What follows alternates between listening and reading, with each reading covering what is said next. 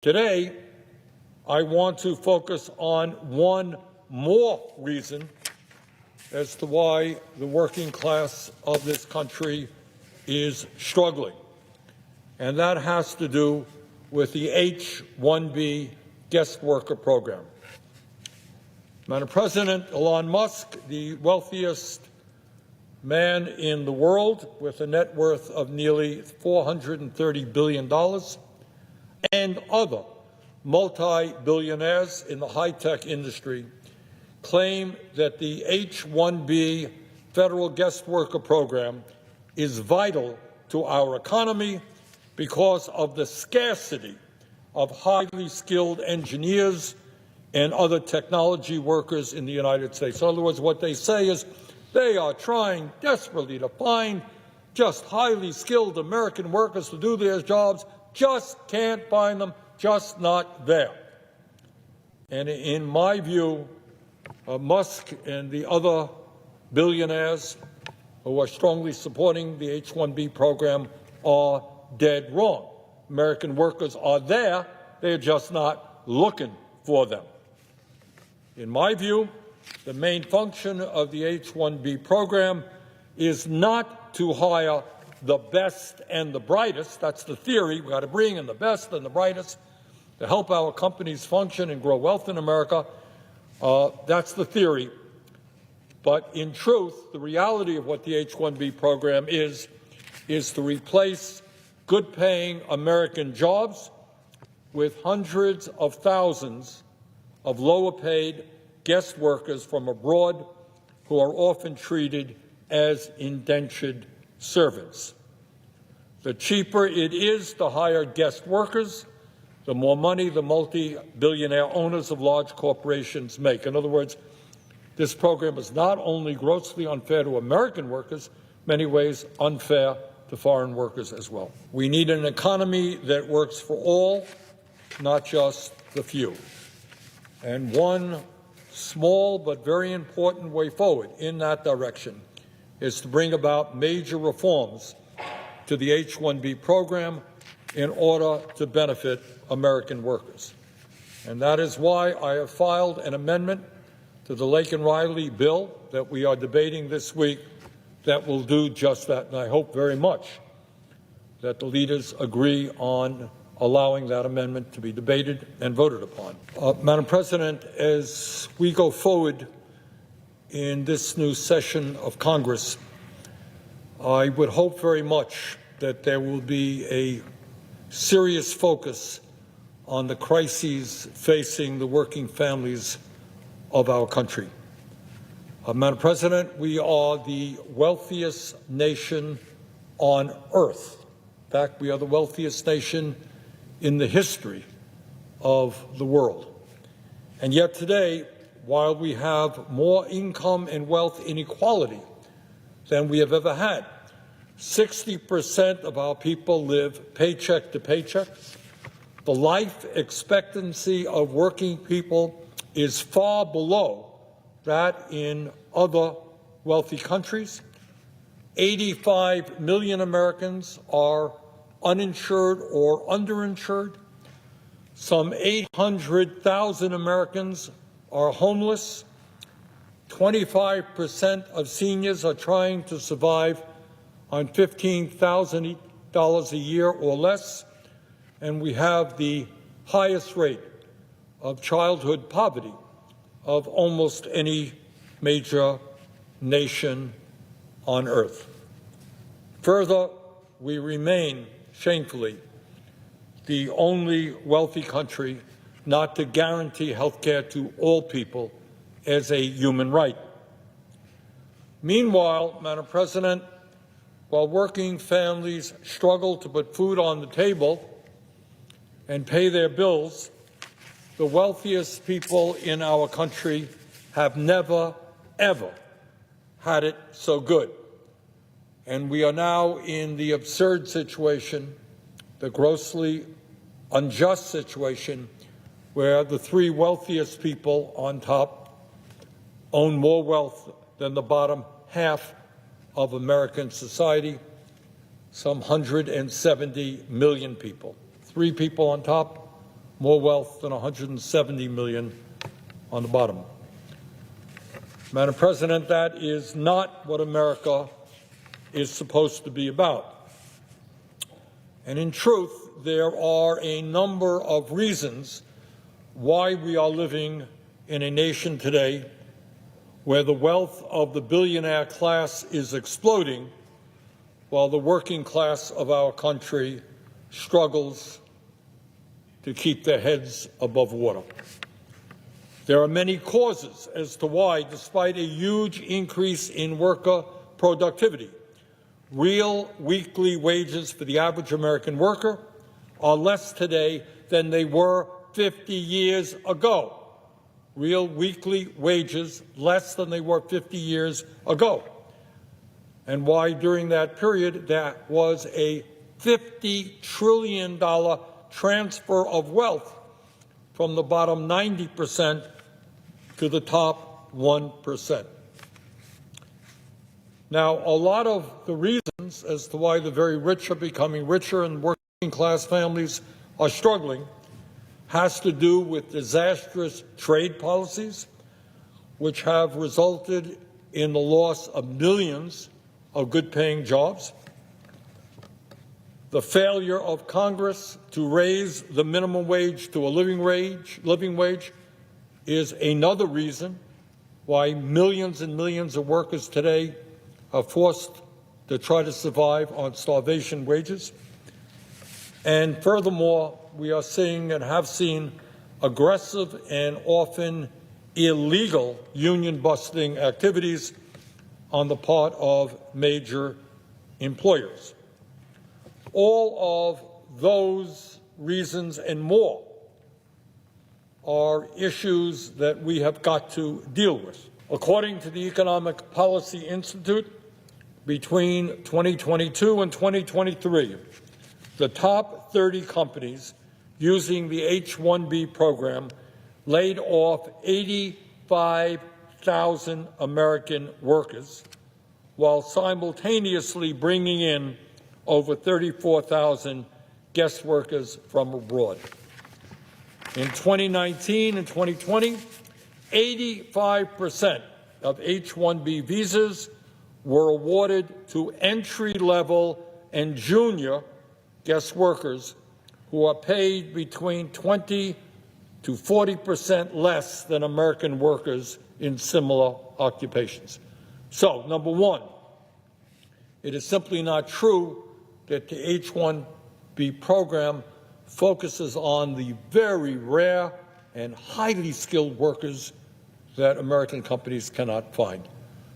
85%, to repeat, of H-1B visas were awarded to entry-level and junior guest workers, and they are paid 20 to 40% less than American workers in similar occupations. And let me just give you a few examples as to how unfair the H-1B program is. In Dallas, Texas, H-1B software developers are making $44,000 less than American workers doing the exact same job. This is from information from the U.S. Department of Labor. In Houston, Texas, H-1B accountants, I did not know, to be honest with you, that we had a scarcity in accountants, but be that as it may, H-1B accountants are paid nearly $40,000 less than American accountants doing the exact same work. In Santa Barbara, California, H-1B workers who are hired as computer system engineers make just $45,000 a year. Does that sound like the kind of salary that would bring forth some extremely highly skilled people for jobs that American workers cannot fill? Madam President, you tell me, why would a corporation hire an American computer systems engineer at a salary of $110,000 a year when it is $65,000 cheaper to hire an H-1B worker for that same exact position? That's basically what this whole debate is about, and that is that large corporations are paying foreign workers substantially lower salaries than they are paying American workers. Madam President, if you want to know why multi-billionaire owners of high-tech companies love the H-1B program so much, that is the reason why. They are using this program to substantially undercut the wages of American workers. Moreover, Madam President, there are estimates that as many as 33% of all new information technology jobs in America are being filled by guest workers. And according to the Census Bureau data, there are millions of Americans with advanced degrees in science, technology, engineering, and math who are not currently employed in those professions. In other words, we tell kids, go out, get involved in STEM work, become a scientist, become an engineer, become a mathematician, whatever, and then we bring in people from abroad to fill the jobs that they were educated to do. Adding insult to injury, half of the top 30 H-1B employers are companies whose major function in life is to outsource jobs, known in the industry as body shops. In other words, the same companies that are involved with supplying American companies with cheap foreign labor at home are the same exact companies that provide even cheaper labor to corporations when they move abroad. They are two sides of the same coin. Madam President, if there is truly a major shortage of skilled tech workers in this country, as Elon Musk and others have argued, why did Tesla lay off over 7,500 American workers last year, including many software developers and engineers at its factory in Austin, Texas, while at the same time applying to hire thousands of H-1B guest workers?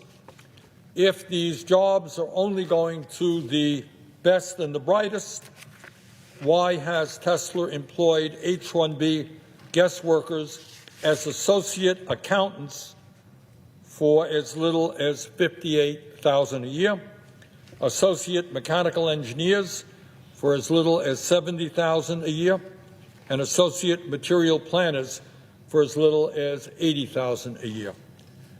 Now, Madam President, I will admit I am not a rocket scientist, but to my mind, those occupations don't sound like highly specialized jobs that are primarily for the top 0.1%, as Mr. Musk claimed last month. Madam President, if this program is really supposed to be about importing workers with highly advanced degrees in science and technology, why are H-1B guest workers being employed as fashion models, lawyers, dog trainers, massage therapists, cooks, and English teachers? One might think that in the United States of America, we could find English teachers and not need to bring in people from abroad. And further, does anyone really believe that in America we do not have enough lawyers and need to bring in more attorneys from abroad? Madam President, at a time of massive income and wealth inequality, we need fundamental changes in our economic policies. Let me very briefly describe what this amendment does in terms of reforming the H-1B program. First, this amendment would double the major H-1B fee that corporations pay before they can hire guest workers from abroad. This provision would generate over $370 million in revenue each year. And what would we use that revenue for? Well, it would be used to provide nearly 20,000 scholarships each and every year for American students pursuing advanced degrees in science, technology, engineering, math, and other fields vital to the competitiveness of our nation. If the members of this body truly believe we need H-1B visas in order to compensate for a shortage of skilled American professionals, this amendment will attract tens of thousands of America's best and brightest young people into those fields. Second, this amendment requires corporations to substantially increase wages for the jobs they need before they would be allowed to hire H-1B guest workers. Specifically, this amendment would raise the prevailing wage for the H-1B program to at least the median local wage. In other words, if the H-1B program is truly meant for the best and the brightest, it should not be used as a tool to undercut the wages of highly skilled American workers, and that is what this amendment would prevent. Third, this amendment would prohibit corporations from replacing laid-off American workers with H-1B guest workers from overseas. Corporations that are engaged in mass layoffs should not be allowed to replace American workers with guest workers. Finally, this amendment would prevent corporations from treating H-1B guest workers as, for all intent and purposes, indentured servants. Under current law, H-1B guest workers are often locked into lower-paying jobs and can have their visas taken away from them by their corporate bosses if they complain about dangerous, unfair, or illegal working conditions. That is unacceptable, and that has got to change. This amendment would make H-1B visas portable and give guest workers the ability to easily change jobs. Madam President, Mr. Musk and Mr. Ramaswamy and others have argued that we need a highly skilled and well-educated workforce. I agree.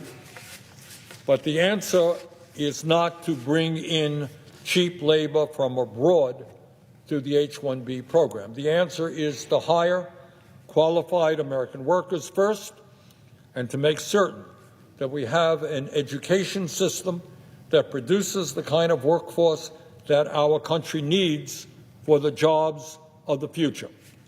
Bottom line, it must never be cheaper for a corporation to hire a guest worker from overseas than an American worker at home.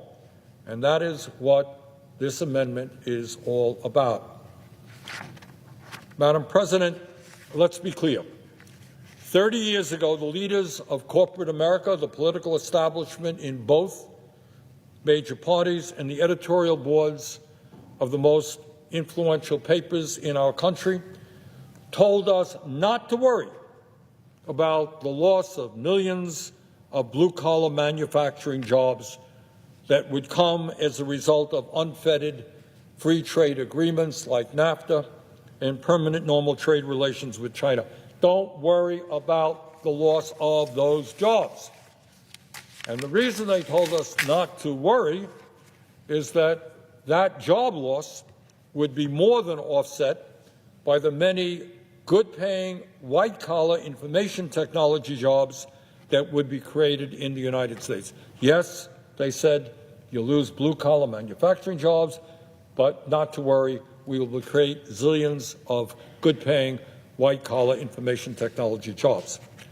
I personally, who was a member of Congress at that time, never believed that, and I helped lead the effort against NAFTA and PNTR with China.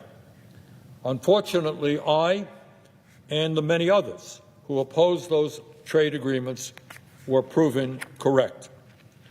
NAFTA and PNTR cost us millions of good-paying manufacturing jobs as large corporations shut down here in America and fled to China, Mexico, and other low-wage countries in search of cheap labor. And what about all of those great high-tech jobs that supposedly were going to be created? Well, That didn't quite happen either. As a result of the H-1B guest worker program and other guest worker programs, major corporations are now importing hundreds of thousands of lower-paid guest workers from abroad to fill the white-collar technology jobs that are currently available. In other words, heads, billionaires win, tails, American workers lose. In my view, we can and must change that reality. And a good place to start would be to pass this amendment and put American workers first. Multi-billionaires in big tech should not be allowed to hire guest workers to fill entry-level and mid-level information technology jobs. Those jobs should be going to American workers who have, among other things, the constitutional right to form unions and collectively bargain for better wages, benefits, and working conditions. Madam President, I will be asking for a roll call vote on this amendment, and I hope very much we can get it to the floor. In my view, the time has come for the American people to know which side their senators stand on this issue. In order to accomplish that goal, I very much appreciated the statement that Majority Leader Thune gave on the floor of the Senate last November about the need for more amendment votes in the Senate. And here is what the Majority Leader said on November 14th with respect to the amendment process. Quote, all members of the Senate, and not just the members of a particular committee, should have a voice in final legislation through amendments on the floor.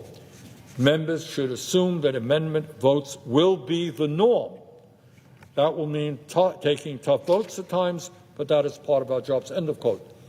And I would very much agree with Majority Leader Thune. The truth is that in the past, whether it's been Republican leaders or Democratic leaders, no one debates that the amendment process has been thwarted. And I hope we will see a new opening here where people will be allowed to offer amendments, take tough votes. That's what we were elected to do. Madam President, on that note, I thank you and I yield the floor.